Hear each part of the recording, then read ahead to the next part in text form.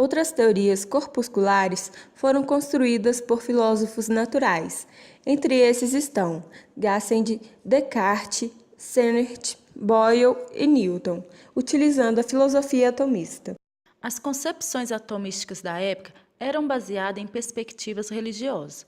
Porém, o filósofo Newton partiu de concepções mecanicistas para a matéria, e com isso o atomismo foi deixado de ser uma doutrina. Essas ideias atomísticas não foram capazes de tornar consenso entre os filósofos da época. Mas o filósofo Isaac Newton tinha uma melhor relação entre tendências experimentalistas e as matemáticas, e utilizou ideias corpusculares para a explicação de eventos ocorridos macroscopicamente. Uma hipótese considerada por Newton era de que, da mesma maneira que existiria uma força entre dois planetas, a qual dependia da distância entre eles, também poderia existir uma força entre duas partículas microscópicas.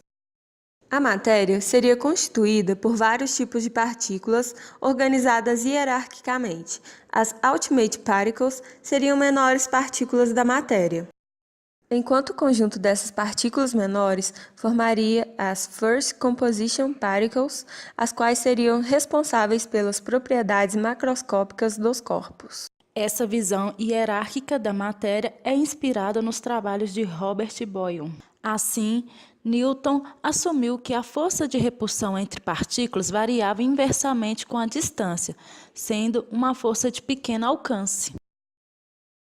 As partículas do modelo newtoniano seriam estáticas e os movimentos só aconteceriam devido à mudança nas condições.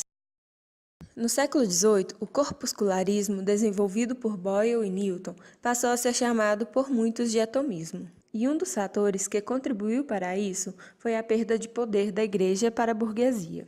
Nos meados do século XVIII, outros filósofos naturais, como George Lewis e Roger Boscovich, seguindo os passos de Newton, tinham interesses em cálculos das forças das partículas. Assim como o filósofo Brian Higgs, que fez uso do corpuscularismo newtoniano para a construção de sua teoria atômica. Um bom exemplo de uma representação em perfeita harmonia com o corpuscularismo newtoniano foi criada por Dalton para explicar o congelamento da água.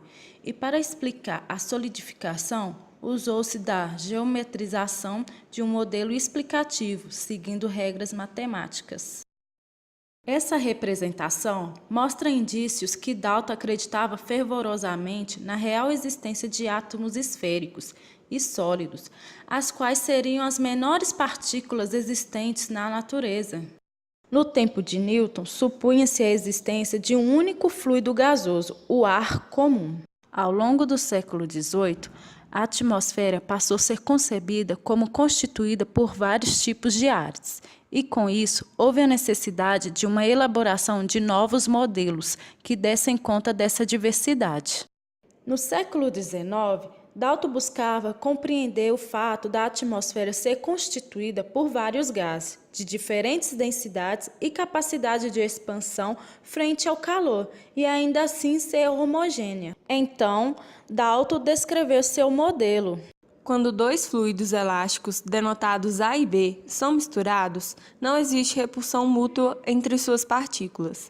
Isto é, as partículas de A não repelem as de B, como se repelem entre si. Essa foi a primeira teoria das misturas gasosas. Com base na teoria das misturas gasosas, Dalton passou a explicar que o aumento de um dos componentes em uma mistura gasosa não surte qualquer efeito sobre a pressão de outro componente. Essa sua explicação ficou conhecida como a lei de Dalton das pressões parciais. Cada um dos gases que compõem uma atmosfera composta apresentaria uma pressão parcial idêntica àquela que apresentaria se estivesse em uma atmosfera simples.